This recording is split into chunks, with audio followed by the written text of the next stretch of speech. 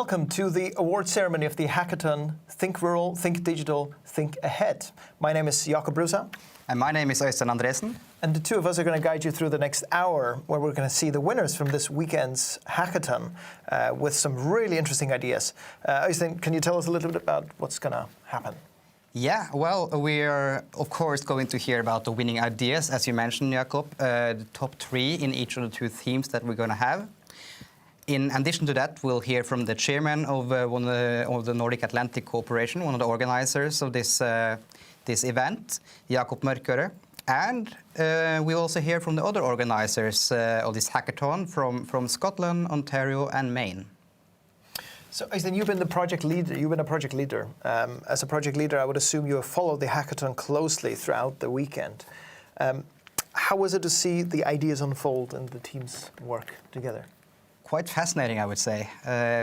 We started up with 11 teams and ended up with 11 proposals.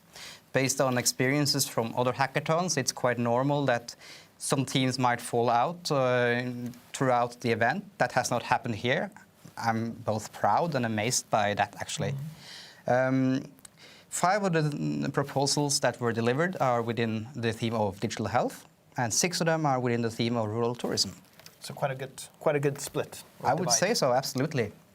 And most of the participants didn't know each other from before entering this 48 hours competition. But even though they didn't know each other, they seemed to have hit it off very well and been able also to receive and react well on feedback from their mentors.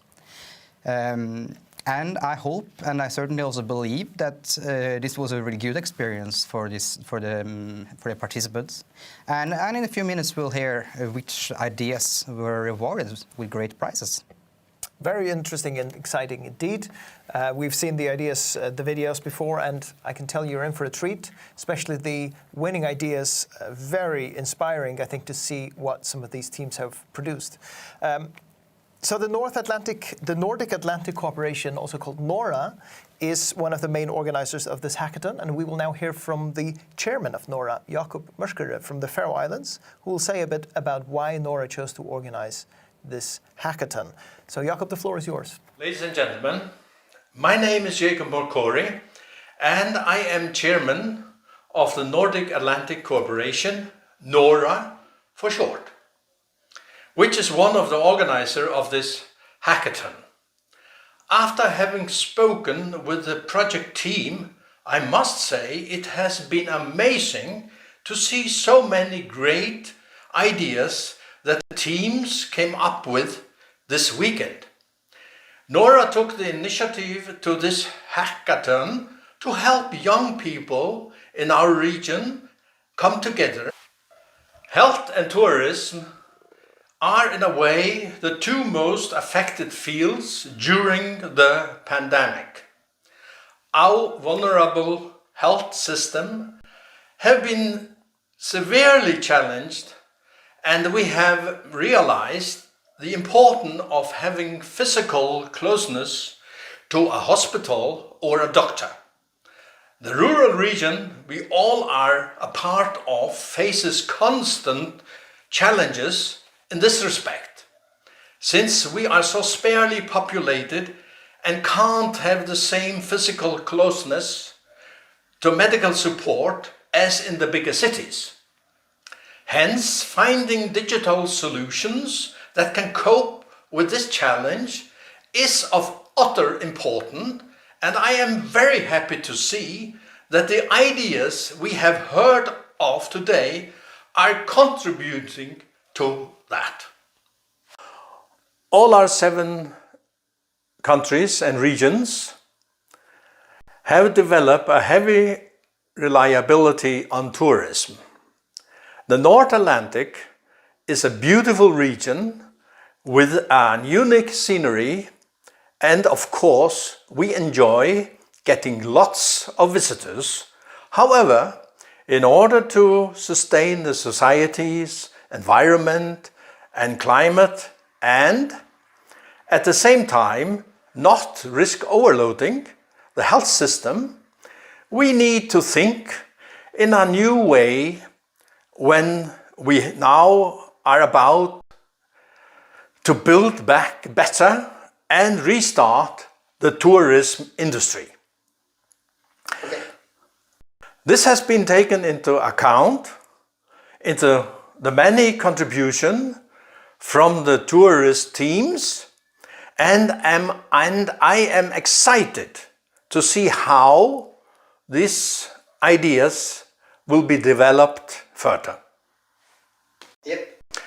On behalf of NORA and the Nordic Council of Ministers, I want to thank you all for participating in Transatlantic Hackathon. Think rural, think digital, think ahead. And I wish all teams the best of luck in your future and further cooperation on your ideas. Thank you very much to Jakob Mørkøre for those words on behalf of both NORA and the Nordic Council of Ministers. Jakob talked about digital solutions to combat challenges that the North Atlantic region share. And now it's time to find out how the teams solved this task. Let's wait no further and let's just dive directly into the first theme, which is digital health in rural areas. Yes, so digital health is an important issue for rural.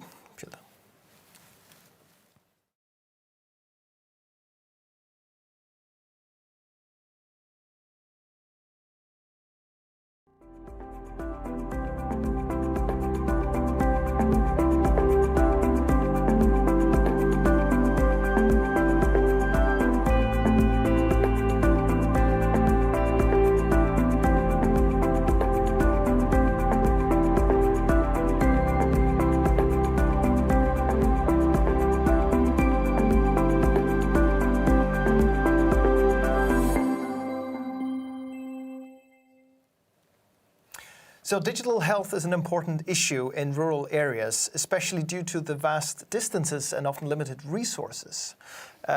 So we are now joined by the chair of the jury that has assessed the incoming proposals in the Digital Health Challenge. Lynn Bromley from Maine, thank you for joining us. It's my pleasure.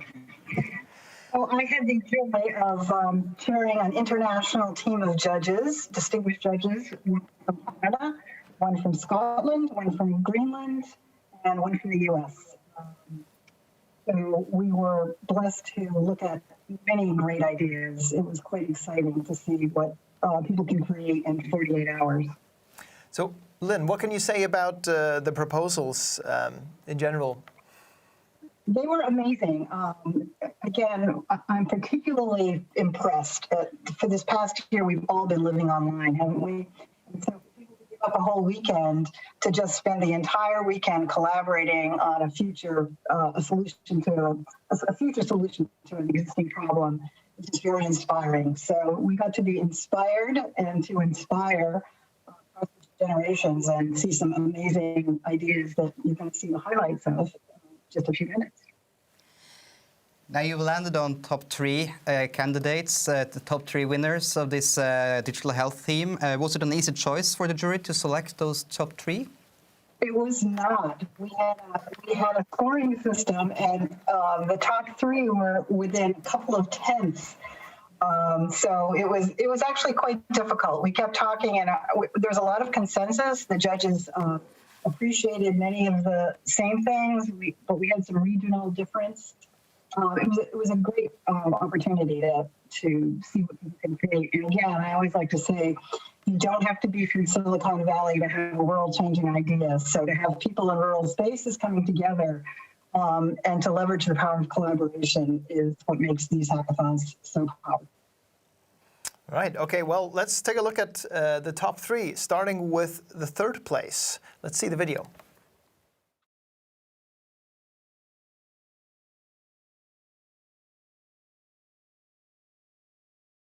Meet Lisa, a young girl that lives in the rural North Atlantic. She just found out that she was pregnant. Now everything is uncertain as there is not that much resources available for her. It's also confusing and she wishes this was easy. Now meet Katja. She works in obstetrical care a few hours away from Lisa. Katja is stressed because she does not have enough one-on-one time with people like Lisa that lives far away, and she is always unsure that the people she works with follow the plan she has set up. These two personas are the target market for our solution, and the problem we have worked with is that women in rural areas do not have access to the same pregnancy services as women in cities do. Our idea is the digital solution Frøya. She is your back pocket pregnancy assistant that guides you through your 9 months. What is unique about this is that the solution is built around having both the practitioner side of the software as well as the user-centered smartphone app. Here, the practitioner and the pregnant women can collaborate on reaching important milestones and keeping daily routines, solving problems for the practitioner and the user.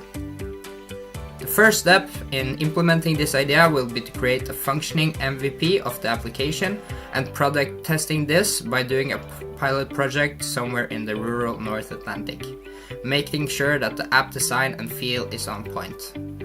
To prove our product market fit, we would need around $16,000 American dollars. And after the product has found its place in the world, we will have access to recurring revenue from medical practitioners. Help Lisa and Katja and choose us as the winner in this hackathon. Thanks for listening. Team 1 out.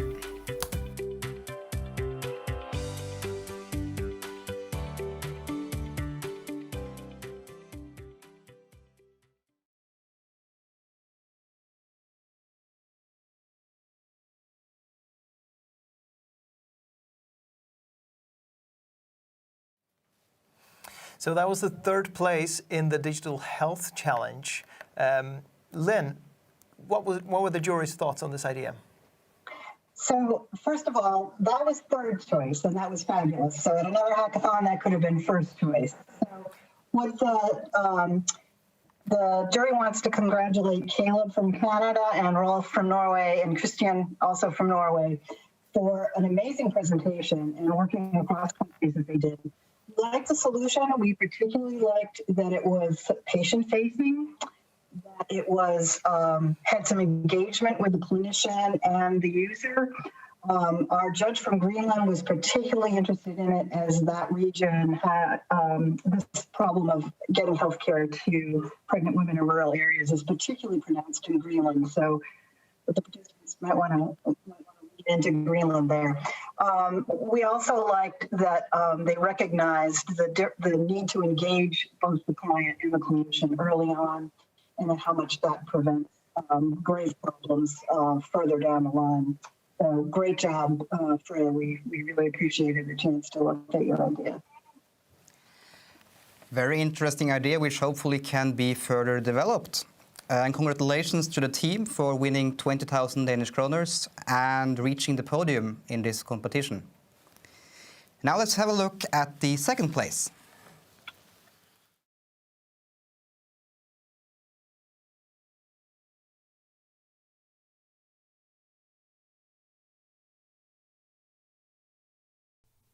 Over the past few days, I've talked with several patients who had recent appointments at GPs in Scotland.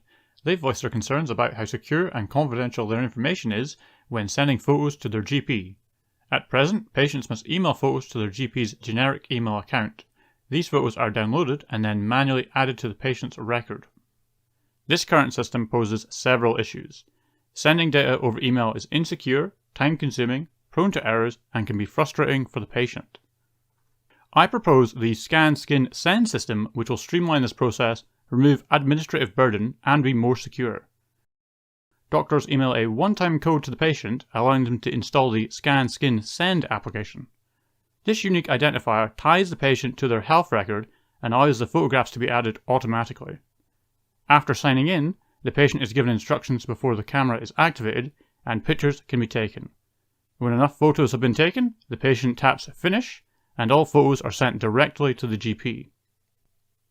This secure method of transferring and analysing images would be ideal for a machine learning program. Several GPs and hospitals would generate thousands of images, and each would be diagnosed by doctors as they would normally. The data gathered would be stripped of all identifiable information and only contain race, affliction, and the actual image. This huge dataset would be used to train the machine learning algorithm to look for specific skin ailments such as eczema.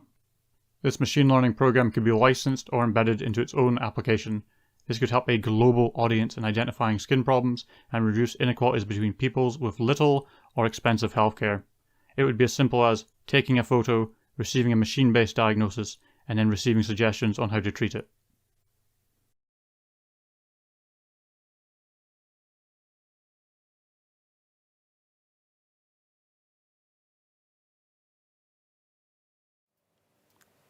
Scan, skin, send. That was an interesting proposal. Now, Lynn, what was the jury's assessment on this proposal? The jury particularly liked that this innovation went at two different pain points. One was actually the patient getting to the doctor. And also sometimes patients have some reluctance around skin issues to get to a doctor. So we thought that doing this in the privacy of their own home with their smartphone might get people to care a little earlier. We also like that it went to the other end, to the practitioner end, where right now there are inefficient ways of getting photographs to a practitioner, and this particular innovation would solve that and also take care of the privacy issue as well. We thought it was well thought out. We also wanted to commend Finlay MacDonald, who you just heard from. He started out with a larger team and he ended up with a team of one and still got second place. So we wanted to commend him for his entrepreneurial spirit, for carrying on, and for getting second place in what is a very interesting innovation. Well, definitely a very interesting idea, and this team wins in second place 30,000 Danish kroner, so congratulations on that. So we would invite him to round out his team. Yeah. So this takes us to the winners of the digital health theme in the first place, and we could drum roll if we could. So let's have a look at the video that won the first place.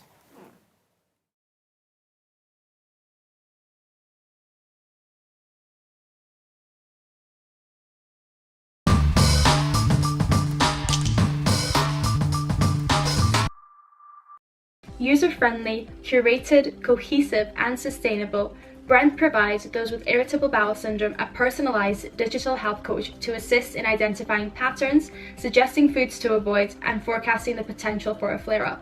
With 2 in every 10 people in the UK suffering from this illness, Brent will be smarter than any other app currently on the market and provide a tailored approach towards improving quality of life. It will assist the North Atlantic countries in their aims of reaching the Sustainable Development Goals by 2030. Focusing on SDG 3, 9, 10 and 11, Brent puts sustainability at its forefront. Users will interact with the human-like system and record their meals, symptoms and emotions. As the system gets smarter, the individual will receive notifications of food combinations to avoid, recommendations on appropriate meal times, alternatives to the ingredients which may cause a flare-up, and forecast the probability that they may experience discomfort to enable them to prepare accordingly. Prevention is better than cure. Therefore, ensuring that IBS sufferers are able to avoid the habits which may cause pain is vital. Those living in rural areas will benefit from equal opportunity and a reduction in the need for travel to attend appointments. The first phase of Brent will see it becoming available in rural areas of the North Atlantic. It will first be introduced in English with the potential for a wider range of languages as the system develops. Brent will work closely with the rural communities and rely on their feedback for improvements. This will ensure that their needs are met as a top priority. The clear, cohesive and simple layout will be instrumental in ensuring that all individuals, regardless of age, mental illness, sight or hearing impairments or physical disabilities, will have equal access. Users will be able to opt for the free version with basic applications, or pay a subscription fee or bulk payment for all the perks. Inspired by the migration routes of the Brent goose, our technology will ensure the continued connectivity of the North Atlantic.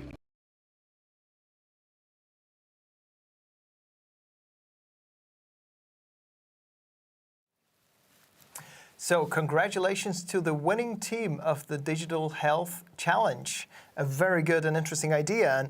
And let's go back to the jury. Lynn, why did this idea win the competition? We like this idea a lot. It is because it was specific. So we're always trying to tell people look for a niche, and so we thought the team did this.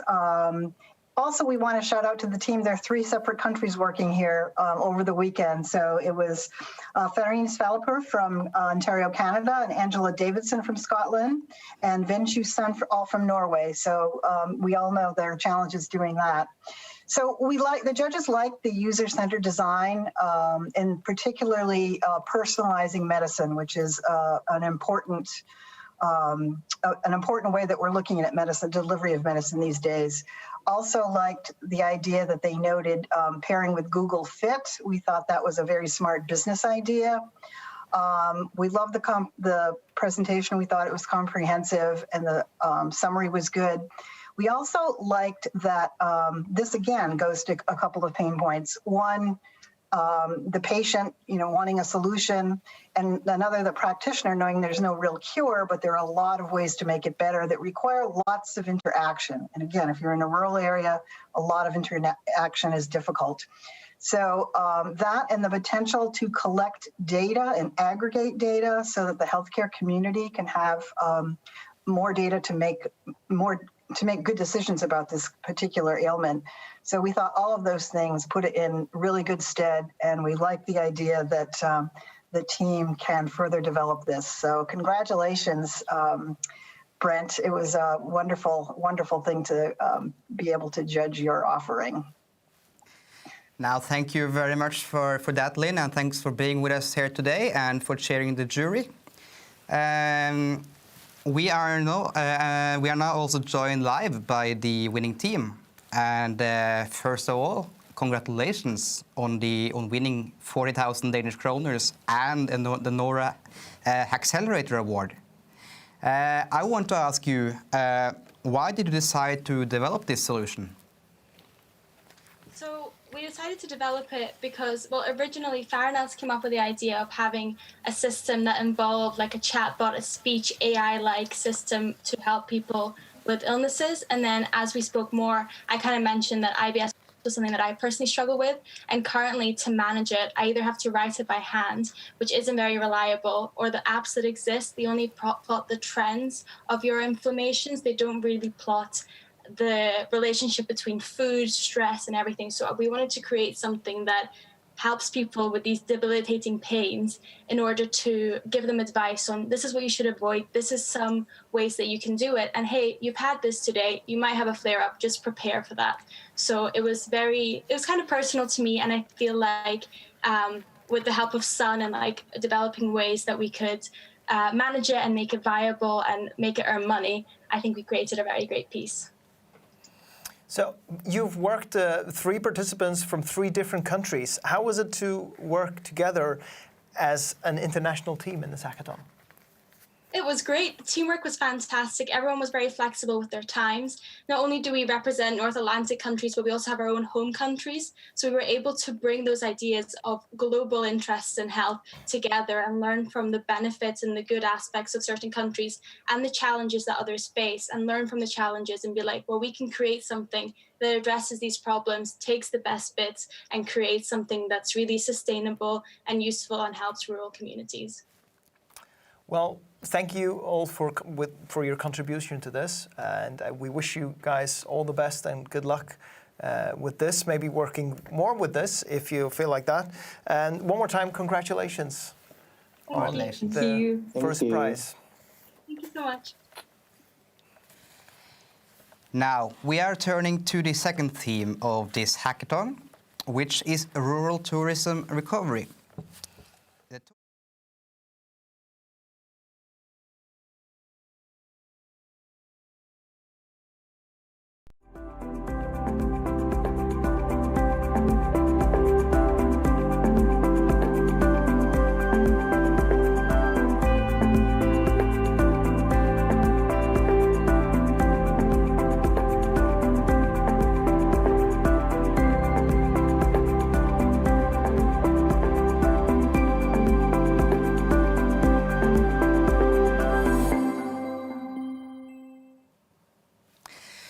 The tourism sector has been severely hit by the pandemic. And many people in North Atlantic have lost their jobs due to less tourists traveling. It will now be exciting to see how the teams have worked on finding sustainable solutions for this sector within and after the pandemic. We are joined by the chair of the jury for rural tourism, Thani Por from Greenland. Thani, welcome. Hi. Hi. Thanks for having me. How was it to be part of this jury? You know, it was so fun to see the potential in the hackathon proposals. And although we all come from very diverse countries with diverse management systems, there was something that tied our lands together. And it was exciting to see how we could adapt some of these ideas into different contexts. Was it a tough decision to find the top three ideas, or did some stand out? Overall, there were 6 good submissions with solid presentations, and all had relevance and tapped into very pertinent themes like over-tourism, under-tourism, crowd management, and digital detoxing. And we could see that the participants were very inspired by successful inventions of today: Airbnb, crowdfunding, sustainable best practices, and gamification concepts. And it took quite some time for us to decide upon a winner between the top 2 proposals, because they solved a problem in a unique way, which was relatively simple and original idea and had lots of potential for actually working. So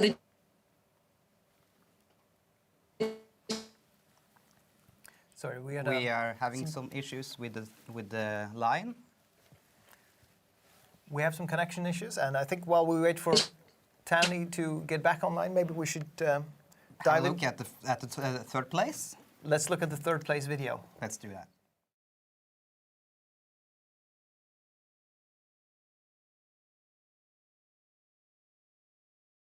Hi, we're a mix of computer engineers and travel industry professionals from Greenland, Scotland, and France.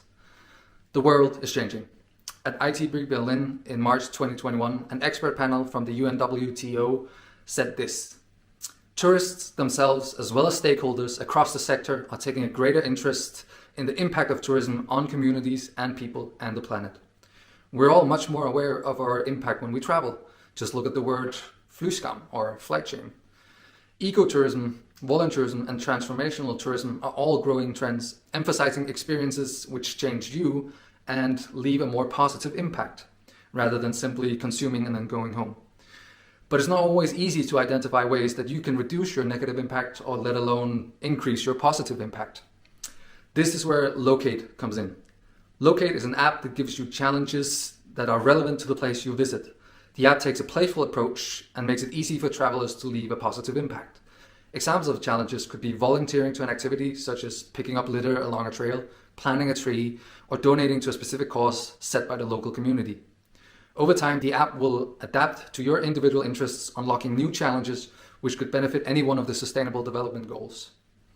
To keep users motivated, we want to implement gamification principles such as giving rewards for completing challenges in the form of sustainability points or badges.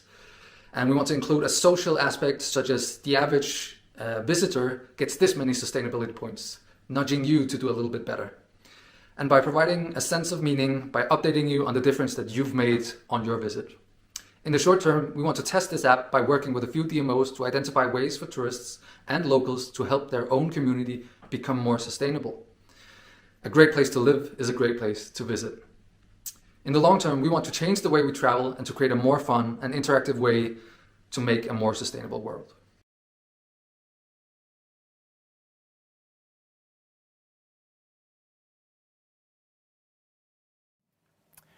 Locate in the third place. Thani, we lost you there for a little bit with a technical glitch. Maybe you could finish your last sentence and tell us a little bit about what the jury thought about this proposal. Sure. I said that we had the top 2 proposals solved a problem, and it was really difficult for us to figure out who should be the winner. So it came down to a vote. But third place was Team 10, Locate from Lasse Kayed from Greenland, Hannah Young from Scotland, Adam Weir from Scotland, and Joy Kadai from Scotland. And we really loved this because this app is speaking to a growing segment in our world, and that's the responsible traveler. who wants to travel on a good conscience and contribute to the local community. Locate's app allows you to give back to the community and provide an actionable way to connect visitors to local community causes that are important to the residents of these communities and destinations. And the data gathered in this app has potential for creating a responsible community, which we loved, which would in turn serve new ideas for sustainable development in other destinations. A few points that the jury discussed was that this app was quite ambitious and would need a lot of marketing and coordination to work. It would need buy-in from the government, from business and community in order to be successful. However, the idea is strong and allows a good basis for developing further implementation.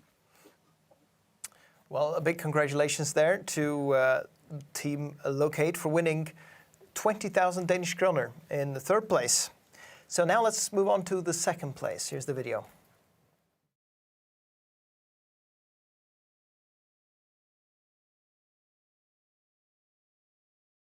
Welcome to Rural Lights. Hello, I'm Grant and I'm from Scotland. Hi, I'm Emmy and I'm from Scotland. Hi, I'm Vega from Norway. Rural Lights is designed to help landowners educate and inform land users of responsible access and also to reduce tensions between these groups. As a team, we have strong connections with landowners and the tourism sector, and we're aware that the main problem is a lack of education and understanding surrounding the impact tourism can have in rural areas. To help better communicate these issues, we're designing an app that will bring landowners and land users together. With a farming example in mind, the farmer is able to input information onto the app, which then allows the land user to educate themselves ahead of their journey. When out and about, if a land user crosses a boundary with restricted access, they will get a simple notification on their phone using a traffic light system that clearly states the reason why there's restricted access, for example, lambing time. It will then provide the user with an alternative route to take. Using Location API, even if the user is off-grid, they will still be able to use the app.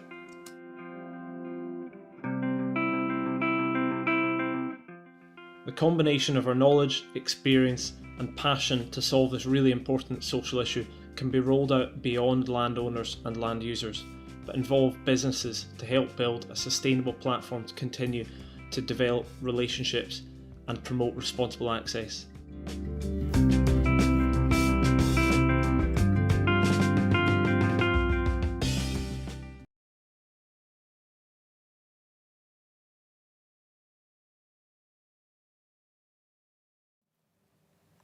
Wow, that was interesting. Tani, what was the jury's assessment of this proposal? Well, I think many of us in the jury recognize the challenge raised in this proposal in our own countries. And even though we have different models of land use, such as freedom to roam and public-private ownership, the landowners need people to respect their boundaries and stay away from it, particularly during certain times like lambing, whichever country you live in. So congratulations to Team 9 Rural Lights, Grant Murdoch from Scotland, Vigard Svigum Johnsrud from Norway, and Imogen Martin from Scotland. We felt that this idea was so original and proactive and responding to the needs of the community. It bridges the gap between landowner and tourist. This idea addresses recovery from a crowd management standpoint while still trying to accommodate tourism by encouraging responsible travel. And there is potential for scaling this up. It could be used for more than a tourism app. It could also become an informative data app.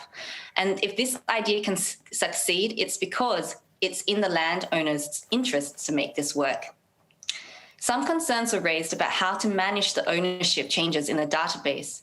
It would definitely need broad support again from the local authorities and local communities for this idea to work, but well done, it's got great potential. Congratulations to the team for winning 30,000 Danish kroners and second place in this competition. Now we have arrived at the winners of the rural tourism theme. I can't wait no more.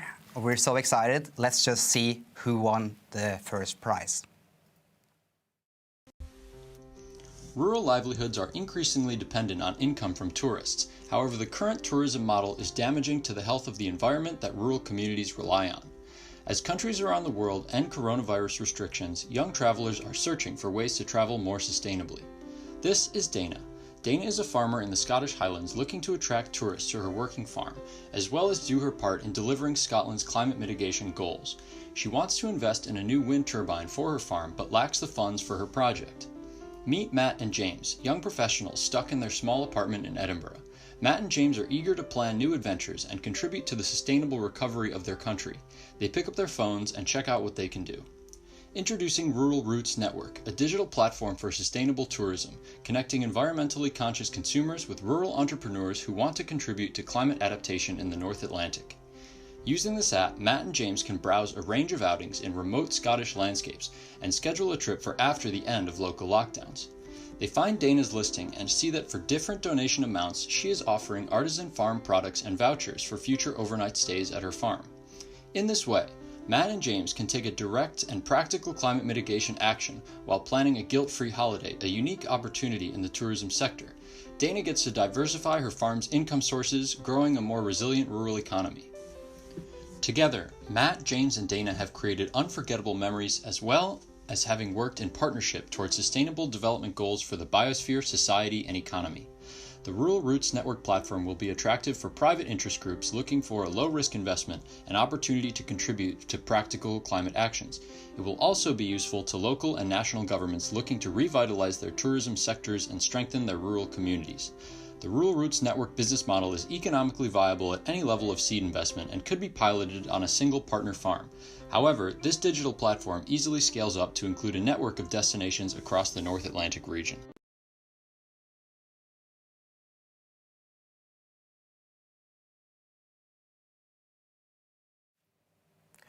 Rural Roots, the winning idea of the Rural Tourism Challenge. Tanni, why was this idea chosen as the best of the submitted proposals? Well, as I said, it was really difficult choice because of the great inputs from everybody.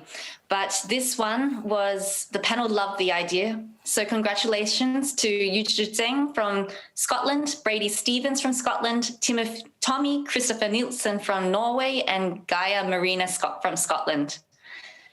This won because it was applying different successful business ideas and putting it into a tourism context. And from a business model, marketing, and scalability viewpoint, Group 8 scored strongly because they had a very specific focus and the presentation was well thought out. The idea was easily understandable, easily marketable, and we're sure that there will be buy-in from the tourism industry. We also liked that the concept had a nice crossover between the local food economy and tourism. It was also the only proposal to speak to economic recovery caused by COVID-19 directly by diversifying income. For example, you could buy a jumper now or enjoy a trip later, thereby building loyalty. Finally, the concept ties together environmental aspects and meeting local needs in the rural area. This idea has so much potential for success, as humans need to feel that they are contributing to something good. And best of luck. We hope that you can make this happen. Thank you very much for presenting the winners and for being with us live at the team of the Rural Tourism, Tanni. Thank you, and I hope to see some of you in the Faroe Islands at the conference. Very good. We are also now so lucky to be joined by the winning team of the theme Rural Tourism. First of all, congratulations on winning 40,000 Danish kroners and participation at a conference on regenerative tourism in the Faroe Islands in September. Thank you so much. Very excited. That's great to hear. I wanted to ask you, why did you choose to develop this solution? Brady, Yuzu, and I all study environmental management. So the issues of sustainability especially in the rural parts of the country are close to our heart. And we liked how this idea put together many solutions in one. So the fact that it hit so many nails on the head by improving the connection between visitors and communities, helping farmers transition to more sustainable businesses, and giving tourists the opportunity to have holidays that they can feel good about. All of those were really exciting to us. So how do you feel that this could benefit the tourism in rural areas? So, firstly, it takes advantage of the unique and beautiful landscape in the rural area to digitalize and visualize the potential tourists, which will benefit the economic growth. Secondly, it based on the sustainable and nature-based concepts, activities such as agroforestry, silvopasture, and renewable energy project can be applied not just by local people, but also by the potential tourist participation through our platform, which will benefit for the adoption of the environmental friendly practices in the rural area. Thirdly, the building trust between local people and the tourists through our platform is a huge transition compared to the traditional rural tourism. So all in all, for better economy, environment, and relationship. Excellent. And is this something you think you could develop further, or would you want to develop further and possibly bring to the market? We do hope that this is something that is marketable. I think over the course of developing the idea, we talked ourselves into it and sort of became more convinced that this is something that there could really be a market for, both from the consumer side and for farmers who are under increased pressure to deliver these kind of land-based climate adaptation solutions. So I think it'd be really great if we could find some industry partners. We also think it could be a great candidate for matched funding from governments who are committed to these issues as well. Excellent. Well, thank you so much, Team 8, with the winning idea, Rural Roots. Thank you guys for attending or being here live with us, and congratulations once more on winning the first prize. Thank you. Yeah. Now that we've heard from the winners of the two themes, let us hear from the other organizers of this hackathon. Please welcome Paula Happonen from Cooperation Council of Ontario in Canada, Katharina McKinnon from Highlands and Islands Enterprise in Scotland, Holly Parker from University of New England in Maine, and Dana Eidsnes from Maine North Atlantic Development Office. Hello and greetings from Northern Ontario. My name is Paula Happonen and I'm with the Cooperation Council of Ontario, one of the partners in organizing this year's North Atlantic Hackathon. The CCO has been around since 1964, and our mandate is to help develop the social economy through the startup and scale up of social enterprises and cooperatives in Ontario. We're also very much involved in research and social innovation and the development of international partnerships, which is how we found ourselves partnering in this year's hackathon, Think Rural, Think Digital, and Think Ahead. It's our first time, and we couldn't be more pleased with our collaboration. It was wonderful to meet new partners, and I hope that we can continue working on a number of different projects across the region, and that we also are able to continue working with the hackathon for many years to come. I'd like to extend my congratulations to all the participants. I've seen some wonderful videos. Not only are the ideas very innovative, but they're also practical, and so I look forward to seeing them actually put into practice over the coming months and years. Thank you again for your participation. I can't imagine what it was like being thrown into international teams with people that you didn't know and having to come up with complete and practical and as well as innovative ideas over a number of different time zones. You've done an excellent job, and I can't commend you enough. So again, congratulations, and we look forward to seeing you take part in future hackathons. Dear all, I'm delighted to say a few words on behalf of Highlands and Islands Enterprise, one of the organizers of this North Atlantic Hackathon. We are the Scottish Government's Economic and Community Development Agency for the North and West of Scotland. It's been fantastic to partner once again with NORA in hosting this youth competition. I'm particularly pleased to also have a broader partnership with our friends in Maine in the United States and Ontario in Canada. These regions in the North Atlantic share common challenges of sparsely populated areas and dispersed communities. And only through working together and bouncing ideas, exchanging experiences, we can find solutions and drive progress and innovation. It's been great watching all the teams working hard throughout the weekend, and I look forward to seeing the ideas you've developed and for these to win prizes and hopefully being implemented into sustainable enterprises. Thank you. Greetings from the UNE North Home Office. My name is Holly Parker. I'm the Director of UNE North at the University of New England here in Maine.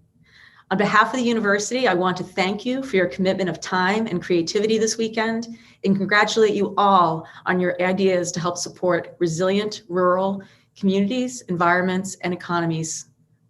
It's events like this and participants like you that make a more sustainable and equitable future in the North a possibility. Again, thank you and congratulations from the University of New England and your friends here in Maine. Hello, I'm Dana Eidsness from the Maine North Atlantic Development Office in the state of Maine, USA. In my work, I collaborate activity between Maine and the North Atlantic region, connecting our businesses and institutions to share models of success towards greater sustainability. I'm a proud organizing partner of the North Atlantic Youth Hackathon, and I have to say that the experience and outcomes have exceeded my expectations. I just finished watching the videos. In only 48 hours, your international teams developed viable concepts, plans, and presentations with outstanding production value. And you contributed incredible solutions to challenges that we all share in our rural communities in digital health and tourism. I'm so impressed by the ideas that you've put forward and that you've collaborated so successfully in a virtual environment with your teammates. You've really demonstrated that anything is possible. So congratulations to the winners, to the winning teams, and to all participants. You are all brilliant, and I hope that the friendships that you've built through this experience will stay with you for life. You've connected our region through this hackathon. Thank you all for your willingness to try something crazy, for your grit and determination to work against time to create something great. Thank you for the solutions that you've shared. I really wish you all the very best in your future endeavors. Thank you for those words from our other organizers. Øystein, this brings us to the last part of the award ceremony. What can you say about, or how do you feel about what the teams have achieved in these past 48 hours? I feel really good. It was really remarkable, actually, how well this whole competition went. I'm very impressed by the variety and the quality of the solutions and ideas that the teams all proposed, and not least actually the way the teams work together without knowing each other from before. For us as organizers, me included, it's important that the teams keep their momentum now, and that they have actually developed such. Hopefully, and continue to work on their ideas. And actually, I do believe that many of the teams will do so. I do know that several innovation agencies throughout this region of the North Atlantic have kept an eye on this event.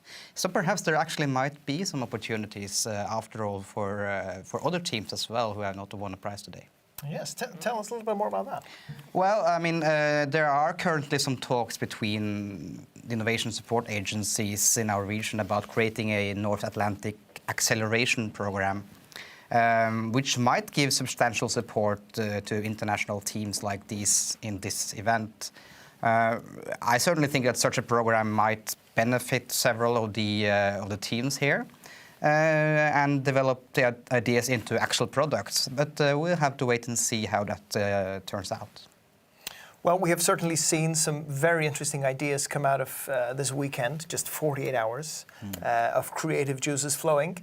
And I think the winners that we've heard from today, also really, really interesting ideas.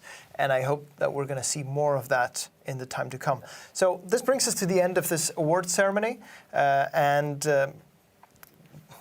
Think rural, think digital, think ahead. That's been the topic, and that's what we want to encourage participants to continue doing.